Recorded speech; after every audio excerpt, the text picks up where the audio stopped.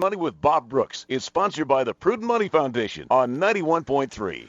Well, warning signs that you should know. Today we're going to take a look. Stay tuned for the special Car Corner edition of Prudent Money.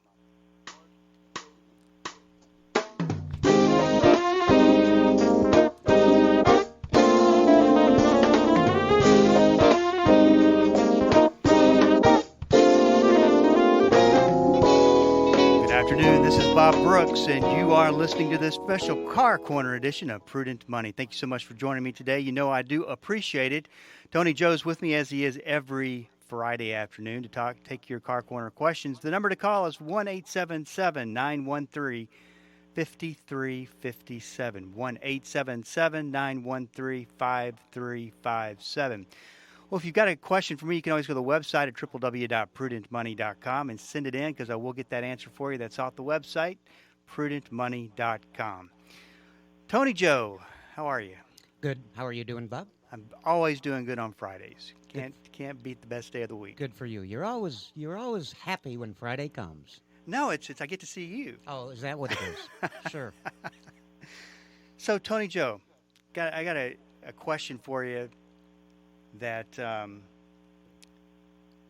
may seem like an obvious question or an obvious answer, but I don't think it is to most people. Okay. That, we've been talking about warning signs that you should know, that you hear something strange, you feel something different, you smell something that you've never smelled before in your car, and what those signs are indicating. So we've been talking about this, but the question is, what percentage of major car problems have warnings that should be easy to notice and to get your car in? I'd say 95%.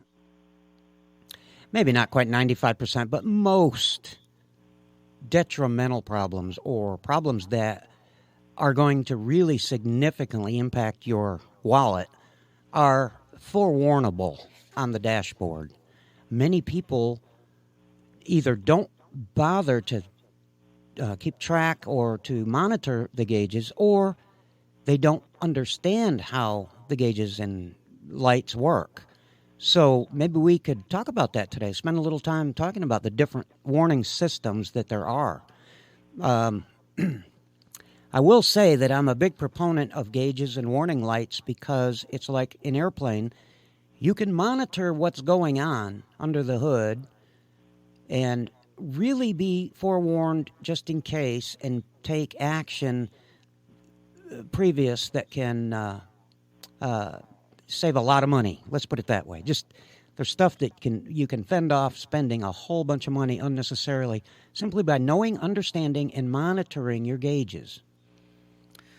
1-877-913-5357. Not to be advise people to be overcautious or an alarmist or anything like that. But if you do smell something different, hear something different, feel something different, at what point do you write it off as not being temporary and you take the car in?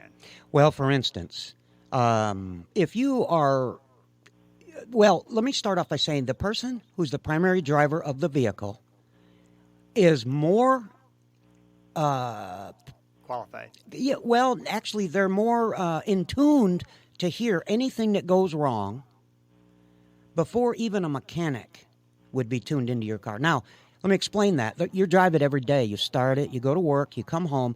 You're more in tune with that car and going to know the first sign of something different than anybody else will. So you take this scenario where you're hearing something different. Let's just take that for a minute. Hearing something. That's not normal. I never heard that in my car before. Well, it doesn't always have to be a major malfunction. It can be something quite benign, like you ran over something. I've seen this happen. You ran over, you didn't see, like today, good example. You driving down the road and you ran over a piece of limb or tree, and now when you move the car, you hear this noise you never heard before. I don't know how many times I've been able to go out and pull stuff out from under somebody's car, Bob, and they go, well, I didn't know I ran. I know you didn't know it. Otherwise, you would have pulled it out yourself. But the noise I heard when you drove up and tried to show me the noise indicates to me you're dragging something under there. Let me get down there and look. Sure enough, ran over a limb or something. So you pull it out and you kind of look, make sure nothing got damaged. it doesn't always have to be a big, significant, expensive issue. But the point I'm trying to make is, since you're the one that knows when something's different, if you don't or are unable to figure it out for yourself, then you need to have somebody look at it. Have a professional, listen to the noise, see if it's anything major or is it something very minor. So let me ask you this. As far as diagnosing a problem, you hear something, a noise that's not right, you bring the car in. What percentage, what's the best practice? Do most mechanics charge for that diagnosis? Most mechanics, unfortunately, I would think do. Now, having said that, it's going to depend on if it's something very familiar. Is it a common failure with that model? Is it something that they already pretty much know just from listening to the noise or popping the hood and looking at something? If it's just a 10-second, oh, I see what's wrong, that you really, Bob, in all fairness, you shouldn't charge for that. But a lot of folks do. I understand both sides of the argument. I don't, but a lot of people do. So, yes, even to get a noise diagnosed, you're probably going to have to spend a little bit of money. But it's money well spent to get a professional opinion, even if it turns out to be something simple. At least you have prevented some little noise that is going to turn into something expensive, like, say, a water pump noise, and then you find out, you ignore it, and then weeks later your car overheats and you've done $2,000 or $3,000 worth of damage to your engine from it overheating. So you see, Bob, it's probably good money spent just to get that analyzed. Good question to ask before anything happens. Yep. So. Mm-hmm. 1-877-913-5357. Let's talk about a tune-up. What are some of the warning signs of a tune-up? And this could be, just through the years of hearing you answer these kinds of questions, this could be one of the more obvious, right? Well, if it is, then you've gone too long. And let me explain what I mean by that. A tune-up today on most of the vehicles that I have seen as time goes on, which, and unfortunately, a lot of it has. I'm not getting any younger, but I've noticed that cars run great even when they're overdue for a tune-up. So the average person is going to say, well, my car starts good, it runs good. Why should I even think about a tune-up? Well, the simple fact is cars run so efficiently now that even a car with worn spark plugs, dirty air filter, dirty throttle body, just a bunch of stuff that needs some tender, loving care can still run good. And it's the point where you see the check engine light come on, or see even worse, the check engine light flashing 1 beat per second, that indicates a misfire, an ignition misfire normally. And at that point, the tune-up has gone so long that it just can't breathe anymore. That, unfortunately, is a point where you could have damaged not just tune-up related items, but ignition coils and done some damage, an injector problem, things like that. You should know about roughly when your car is due for a tune-up, and then adhere to those instructions, because if a tune-up is supposed to be done at 100,000 miles, even though your car is running fine, you should still have it done. The reason you need to have it done is because the simple fact is that the spark plugs, just one example I can think of, the spark plug gap between the electrode and the tip of the, let's say, platinum material gets bigger and bigger and bigger as time goes on because it wears out. So when the point is reached where you can throw a cow through that gap, those poor coils are working so hard to fire that spark plug that the coil just internally breaks. Now you've got to not only have spark plugs like you would have had to anyway, but now you're going to have 2 or 3 coils maybe, depending on the amount of damage done, which are $100 a piece in a lot of cases. So you just spent more money than you needed to. Just take a minute to look up online. There's so many references you can get. When is my car due for a tune-up? 105,000 miles. Okay. How many do I have on it now? 95,000 miles. Okay, well, I got to remember in the next 10,000 miles to take this in and get it tuned up. Believe me, it is money well spent to warn off future expenses that are unnecessary. And with the price of everything today, gasoline especially, you know, saving every dollar you can is in your best interest. You know, you might have heard this story. I heard that the highest gasoline price in the country was like $7. $7, yeah. Wow. Yeah. Along with that, speaking of that, don't forget that in the event that you let your tune-up go longer than was required by the maintenance log, you are burning more and more fuel. But because you don't notice it, or it happens slowly over time, you're dumping and spending more gasoline in the tank. You're putting more gas in the tank than you really need to. Not only does your car do internal or ignition failure damage, costing you more money, but so are you declining on your ability to burn that fuel properly, which means bad gas mileage. So don't forget that adds up in your wallet too. So what is the average number of miles that people, generally speaking, need to get a tune-up? Most vehicles today get close to 100,000 miles. Some a little more, some a little less. But generally speaking, if you look it up, it's going to be around 100,000 miles. And there's exceptions to that. I know the guys out there that are driving Chrysler corporations, there's exceptions. But we're talking to the general population that's listening to us. And generally speaking, that's about when I would expect you to find that statistic. Didn't it used to be 60,000? Used to be 30,000. 30,000 for a Yeah, tune-up. back when they had copper plugs, it was far more frequent. 1-877-913-5357. This is Bob Brooks. Stick around. We'll be right back.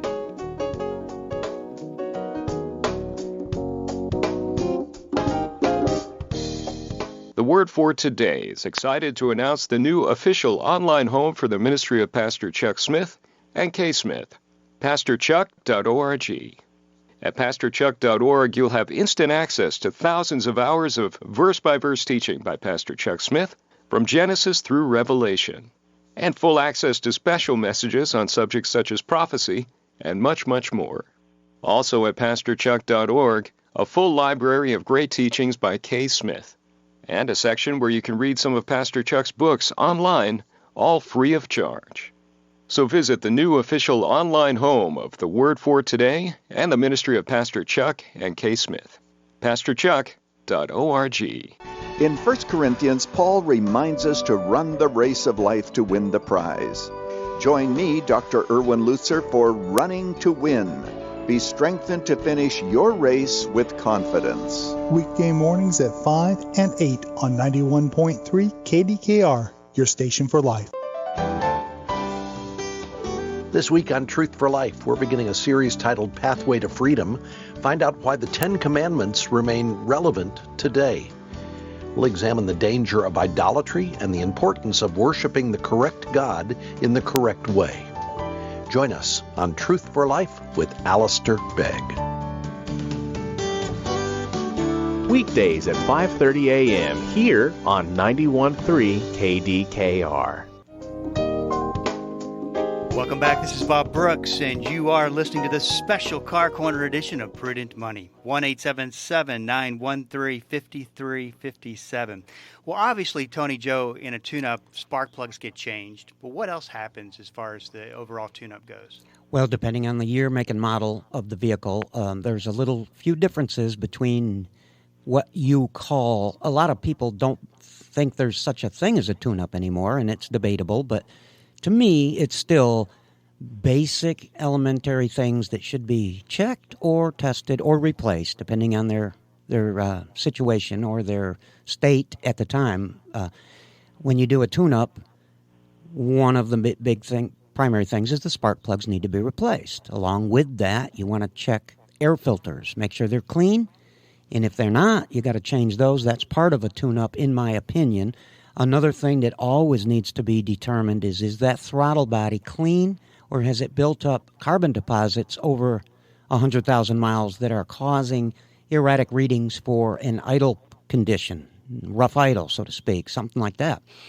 Then there's also the breathing of the PCV, or the positive crankcase ventilation system. That's very important today.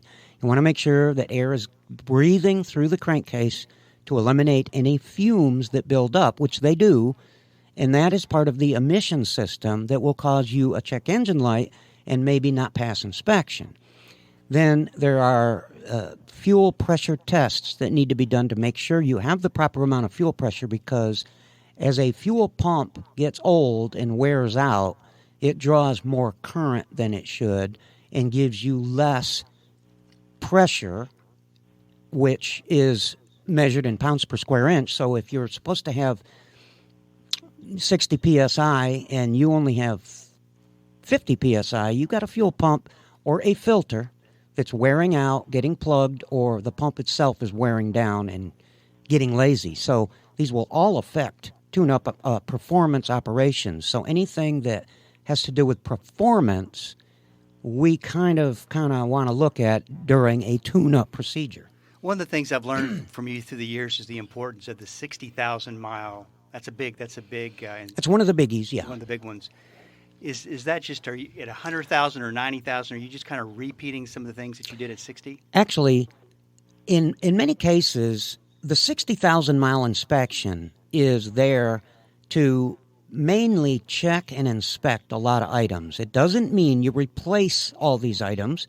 They at least need to be tested and inspected, because a 60,000 mile vehicle that's not very much mileage to a fellow like me. I mean, that's really not that bad, and there shouldn't be a lot wrong at 60,000 miles.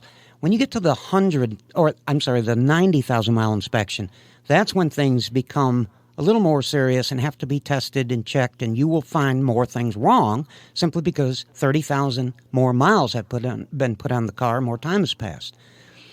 The tune-up does not always relate to what you're talking about, Bob, which is the service inspection at 60,000 and 90,000 don't always correlate to when the spark plugs need to be replaced. So when we're talking about the two-word tune-up, we refer to the spark plug changing, which is what the person that owns the car wants to look up.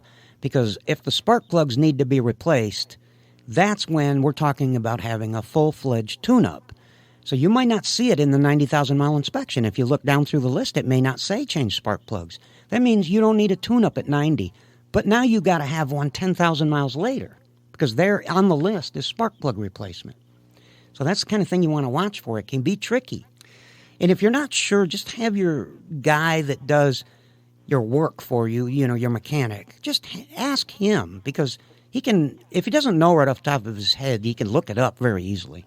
So do you come across situations where maybe there's just one or two spark plugs that have gone bad, and the customer says, just change those two, I don't want to spend any more money than that? Well, I don't see that too much, but I do see where spark plugs get overlooked for the scenario we were just describing, where the spark plugs got overlooked because somebody wasn't paying close enough attention to the maintenance schedule. Now, in the case of your question, what I have seen is, and you don't probably know this, Bob, because you don't work on them every day like I do, but some of the V6 engines that sit transversely mounted, it's very difficult to get to the rear plugs, the three in the back.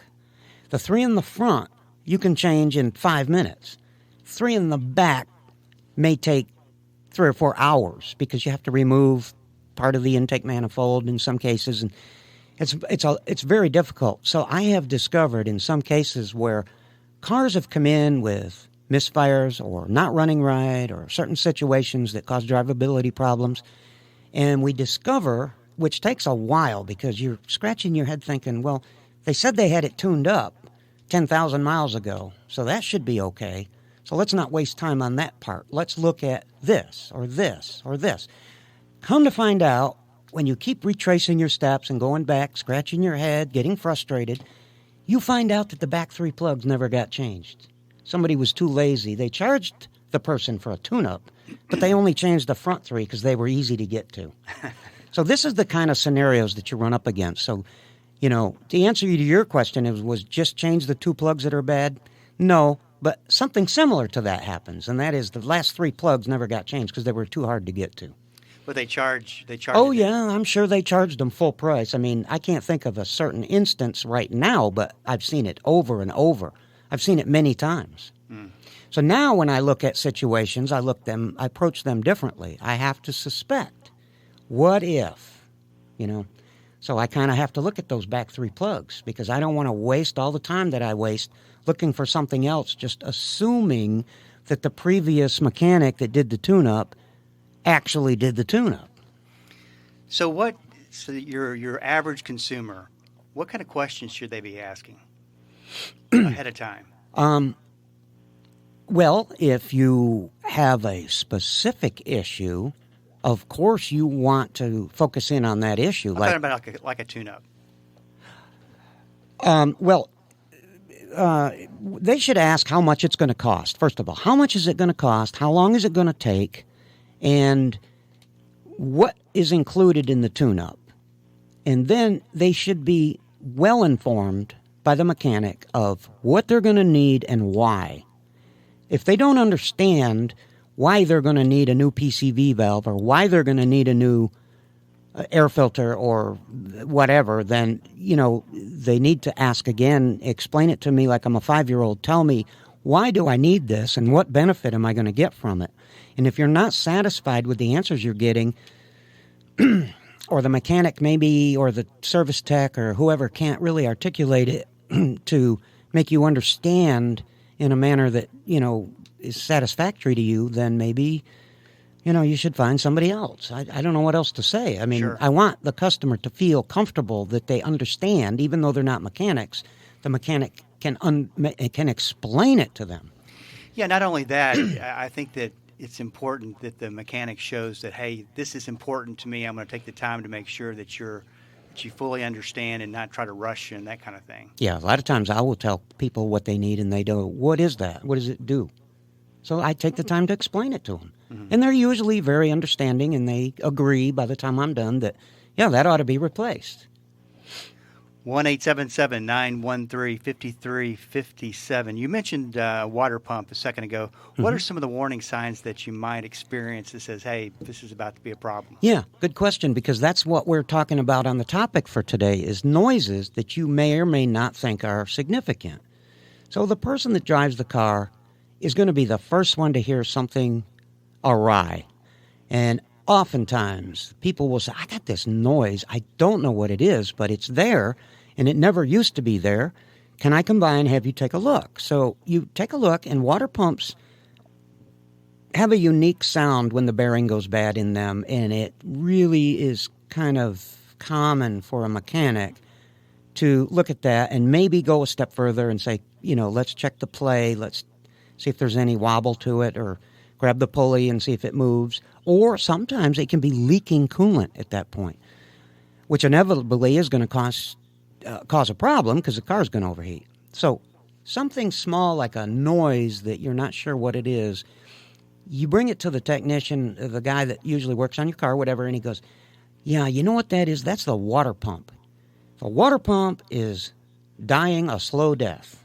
You need to change it now because it's going to get worse. It's never going to get better, and it's going to eventually leak if it's not already leaking, and you're going to overheat your car some night at midnight when you got to be home, and it's thundering and lightning, and it's the worst possible time. That's usually when things happen.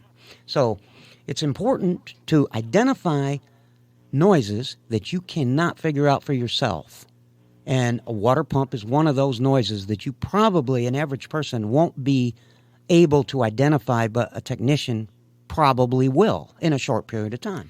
How much heads up are you really getting on these warning signs for a water pump that you're kind of pushing your luck? Well, I mean, on average. It will,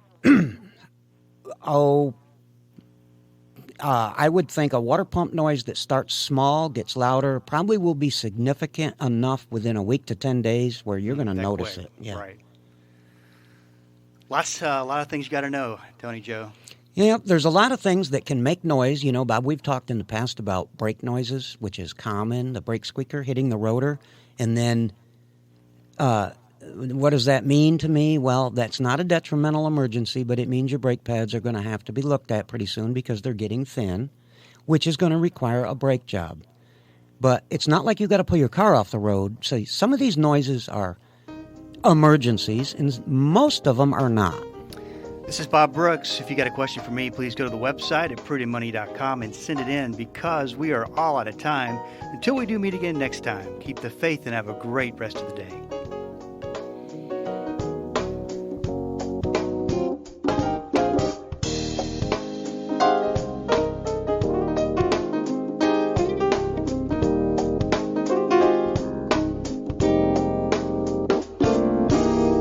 That's all the time we have for today. Questions or comments for Bob, or to find out more great information like what you've just heard, visit www.prudentmoney.com. Be sure to join Bob Brooks again for the next edition of Prudent Money.